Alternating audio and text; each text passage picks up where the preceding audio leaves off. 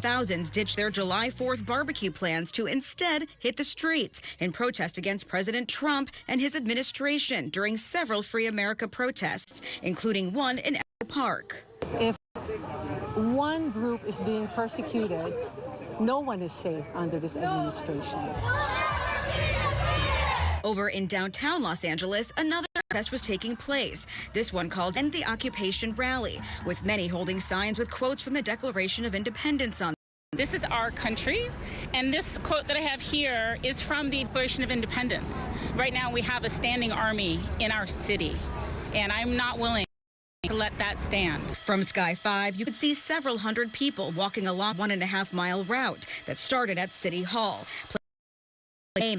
Including deportation sweeps, ICE raids, and today's signing of the big, beautiful bill into law.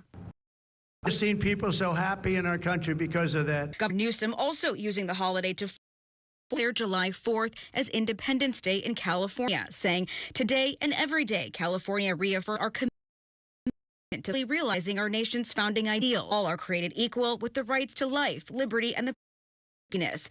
We will never back down from the fight to protect freedom. While protesters say their freedoms are under attack, this is the wrong day for people to protest, even though they have the right to do it. Political analyst Matt Fink says the message today on July 4th is lost. Today is America's 209th birthday. Everyone who should be proud to be an American whose law is irrelevant. Now, so far, both protests in Echo Park and in Los Angeles have remained peaceful, both, and bring you the latest July 4th evening hours. For now, they're reporting live in Hollywood. Angelique KTLADT, back. All right, Angelique, thank you for that. President Trump has signed into law his sweeping $4.5 trillion policy bill. It extends his 2017 tax cuts. However, critics say it's being paid in part by a $1 trillion cut in safety net programs for the neediest Americans. Maddie Beer-Temple has more from the nation's capital. After a B-2 flyover, President Trump marked America's birthday at the White House by touting his beautiful winning, winning, winning like never before. Surrounded by Republican lawmakers, the president signed his signature piece of legislation into law. The law extends the president's 2017 tax cuts across all brackets and boosts funding for immigration enforcement. It also adds for Medicaid and implements cost sharing with states for SNAP benefits. This bill will fuel massive economic growth and lift up the hardworking citizens who make this country run. After days of debate in Congress, the House narrowly passed Republicans' bill by a vote of 218 to 214 on Thursday. Motion is adopted. Republicans say it's a major victory for the president's agenda and delivers on his campaign promises. We are a country stronger, safer, and more prosperous than ever before. Democrats slammed the bill, with House Minority Leader Hakeem Jeffries speaking near Thursday to delay the vote. Your hands off our Medicaid. Keep your hands off our health care. The law expected to increase the federal deficit by roughly $3 trillion over a decade of congressional budget office, though some Republicans dispute the estimate. In Washington, I'm Maddie Beer-Temple. Immigrant advocates claim federal agents have recently been spotted inside Dignity Health Hospital in Glendale. No ICE agents are currently present, but Union Del Barrio disputes that and says multiple agents were seen inside the hospital yesterday afternoon. They claim the agents were waiting on a patient to be released. The patient apparently suffered a medical emergency when they were taken in custody by agents yesterday. Advocates say they've seen agents at the hospital. We can confirm that there are security guards with HSI, their Patches State Detention Center, inside the lobby bathroom, and we do confirmation that the person that they brought in is still here.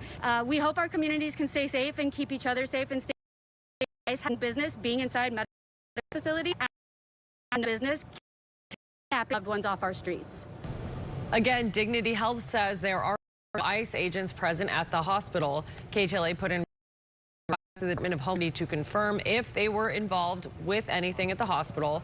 DHS has not responded back to our request for action. One after suffering a medical emergency on a dive boat off the coast of Long Beach. Long Beach Fire Department units responded to a call of a diving incident aboard a boat 3 miles offshore. They arrived to find Coast Guard members performing CPR on the victim, who was in place aboard a fire rescue boat.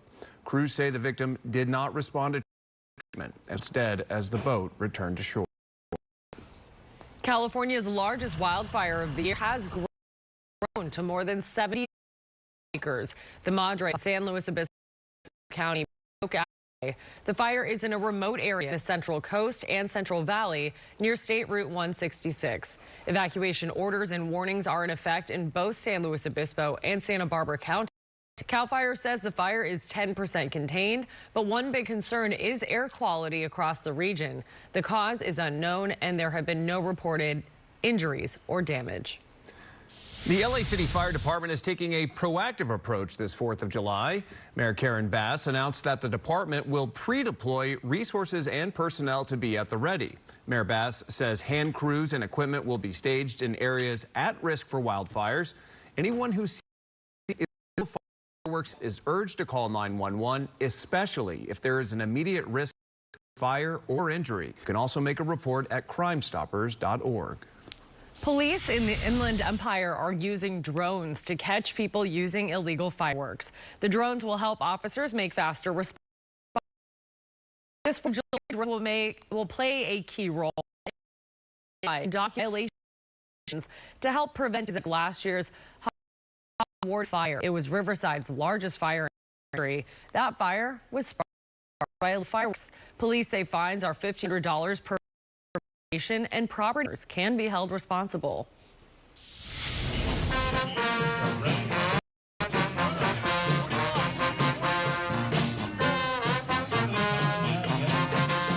The Santa Monica added their stating fire joined their Independence Day festivities.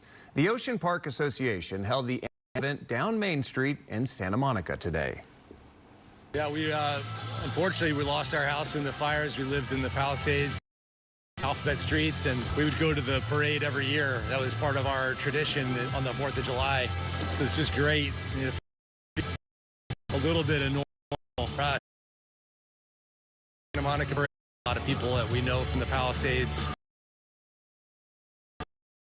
gear, and a community spirit feels like it's living well here in San Palisades. Tom Doran proudly drove his beloved blue Bronco in the parade. His home was destroyed by her, but his truck was spared. City is celebrating this 4th of July like it always does, with a party all day long. KTLA5 Sarah Welch is at the 121st Annual Independence Day Parade in Huntington Beach. So much patriotism here, people making memories with their friends and families at a parade they look forward to every year.